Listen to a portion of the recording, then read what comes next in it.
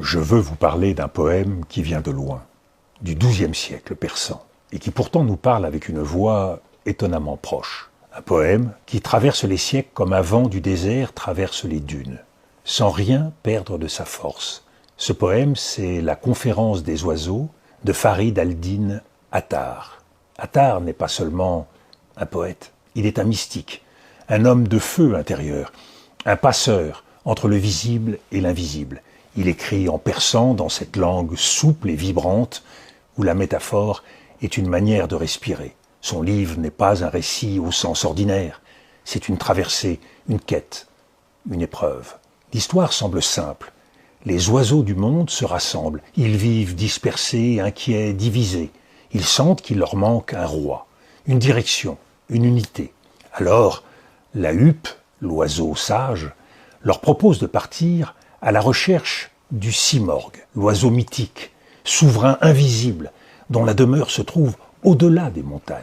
Mais à peine l'appel lancé, chacun hésite. Le rossignol invoque son amour pour la rose, le paon regrette le paradis perdu, le canard se satisfait de l'eau stagnante. Chacun trouve une raison de ne pas partir. Attar met en scène ce moment universel où une communauté sait qu'elle doit changer, mais redoute l'effort, la perte, l'inconnu. Et pourtant ils partent. Commence alors la traversée des 7 vallées, qui ne sont pas des lieux géographiques, mais des états de l'âme.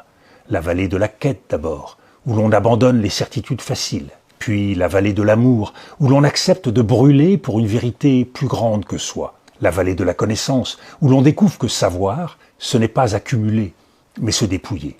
La vallée du détachement, où l'on renonce à ce qui nous enchaîne. La vallée de l'unité, où les différences cessent d'être des frontières. La vallée de la stupeur, où l'on comprend que le réel dépasse nos catégories. Et enfin, la vallée de l'effacement, où l'ego se dissout.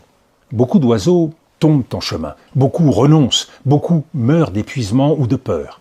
À la fin, ils ne sont plus que 30 à parvenir au terme du voyage. Et là se révèle le secret. Le simorgue qu'ils cherchaient n'est pas un autre. Il est leur propre reflet. Si-morgue, en persan, signifie 30 oiseaux. Le roi qu'ils espéraient rencontrer et la communauté elle-même, transfigurée par l'épreuve, unie par la traversée, purifiée par le renoncement.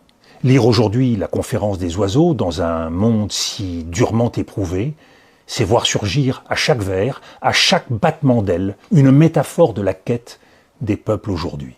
Une quête de dignité, de vérité, de souveraineté intérieure, face à des empires qui voudraient réduire les êtres à la peur, à l'assignation, au murmure. Non pas pour romantiser la souffrance, mais pour rendre justice à ce qui fait la force de tous les peuples meurtris. La capacité de se relever, la capacité de tenir, la capacité de rester grand dans la nuit. Quelle leçon y a-t-il pour nous aujourd'hui ? La première est celle de la responsabilité collective. Nous cherchons souvent un sauveur, un chef, un homme providentiel, un système parfait. Attar nous dit, le souverain que vous cherchez est peut-être déjà là, dans la communauté que vous êtes capable de devenir. La deuxième leçon est celle de l'exigence intérieure. Rien ne change à l'extérieur si l'on ne consent pas à une transformation intérieure. La liberté n'est pas un décret, elle est une discipline. Elle suppose le courage de quitter le confort des roses familières, des certitudes rassurantes, des appartenances figées. La troisième est une leçon de mesure. Attar ne glorifie pas la foule, il ne célèbre pas la fusion indistincte, il montre une unité qui ne nie pas les singularités mais qui les traverse. Une unité conquise, non imposée. Une unité née de la quête commune, non de la peur. Dans un monde où les identités se crispent, où les peuples cherchent des figures tutélaires, où l'on confond parfois autorité et salut. La Conférence des oiseaux nous rappelle que la grandeur ne réside pas dans la domination, mais dans la capacité à se reconnaître ensemble.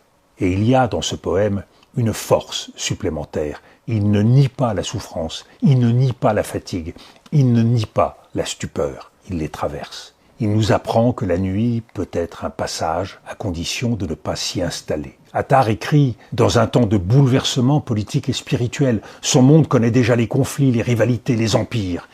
Mais il choisit de parler de l'âme, parce qu'il sait que sans souveraineté intérieure, il n'y a pas de souveraineté durable. Lire la conférence des oiseaux, ce n'est pas fuir le réel, c'est s'armer autrement. C'est se rappeler que la véritable puissance d'un peuple ne tient pas seulement à ses frontières ou à ses armes, mais à sa capacité de se rassembler autour d'une quête exigeante. Ce poème nous dit avec une douceur inflexible: le roi que vous cherchez n'est pas au-dessus de vous.